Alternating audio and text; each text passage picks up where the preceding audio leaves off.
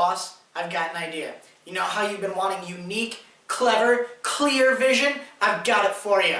You know what it is? Touch screens. Windows 8, all for touch screens. People will love it. Boom! Hi everybody, Sean here with the Technophiles Newscast. Switzerland is hosting the first ever Cybathlon in Zurich. What's a Cybathlon, you ask?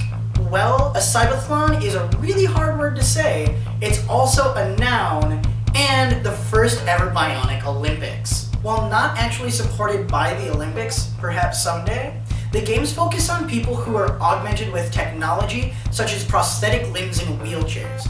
As well, there seems to be an event that's focused on people who are receiving electrical stimulation while biking.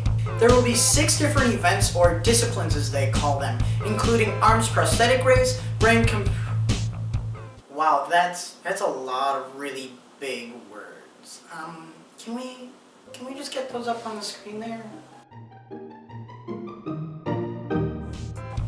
Thanks. The goal of the event is to promote the development of assistive technologies, to promote awareness of what assistive technologies are and what they can do, and to enable pilots, as the Cybathlon calls their competitors with disabilities, to compete in events. As we've mentioned before, Windows is stopping all support for Windows XP come April 8th, just a week away. Because of that, they've been making a huge push to try and get people to switch from XP to Windows 8, a move that many people don't want to make and flat out aren't making. Well, Microsoft is now trying a new strategy. After a board meeting that I imagine went something along the lines of, God, no one's switching. Oh God, no one's switching. Money? People like money. Hey, that is an idea. Someone get this man a promotion. Microsoft is offering $100 when you purchase a new PC and upgrade from Windows XP to Windows 8. Previously, they had offered a $50 Microsoft Store gift card, but that just wasn't enough, and so they're ramping things up a bit. However, this may be too little too late.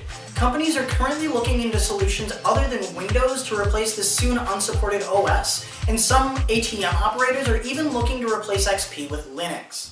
TellSpec is a device that measures allergens, chemicals, nutrients, ingredients, and calories in foods and beverages. That's its tall order.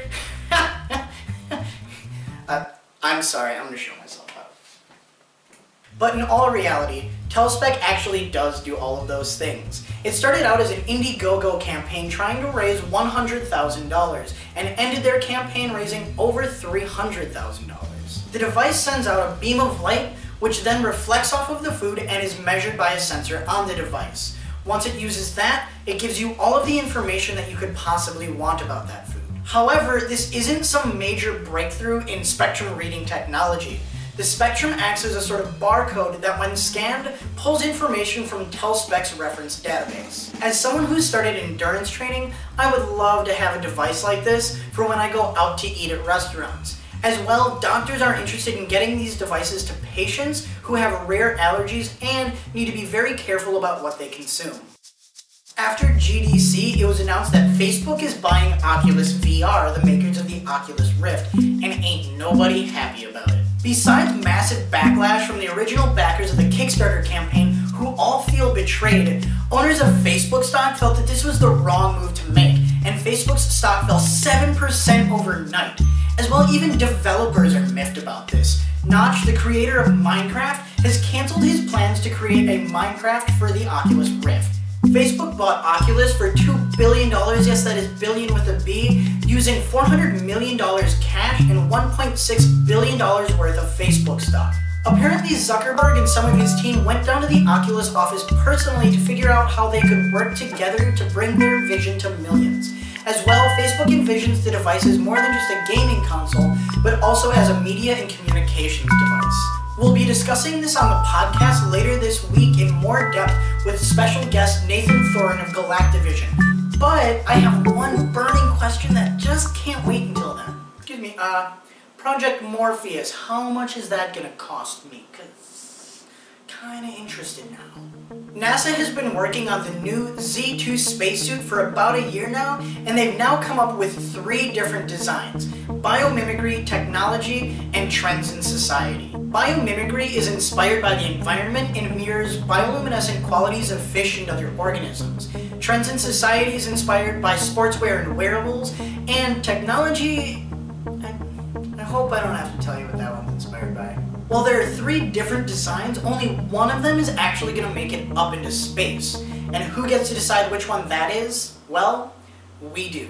If you visit the Z2's webpage, you can look at all of the suits in depth, including looking at 3D models, and you can vote for which one you like best at the bottom of the webpage. It's too bad that people can't submit designs. I would love to see a Mr. Splashy. That is it for this week's Technophiles newscast. Thank you guys so much for watching. If you enjoyed the episode, please like, subscribe, and let me know in the comments below. What do you guys think about the Oculus being bought up by Facebook? Is this good or is this bad? This episode was brought to you by these fantastic people. You can find us on the social medias, Facebook, facebook.com/Technophilespodcast, Twitter @TechnophileSpod, and you can find us at our website, Technophilespodcast.com. As well, you can now find us on iTunes by searching TPN. You'll find both the Technophiles newscast and our bi-weekly Technophiles podcast. That is it. I'll see you guys next time. Hey, we need to have a chat. Your reports, fantastic. Just phenomenal. But you haven't been using the updated format. Did you get that memo last week? We forwarded it to all the company. Yeah, so, by the way, fantastic reports still. They were fantastic. You're fired.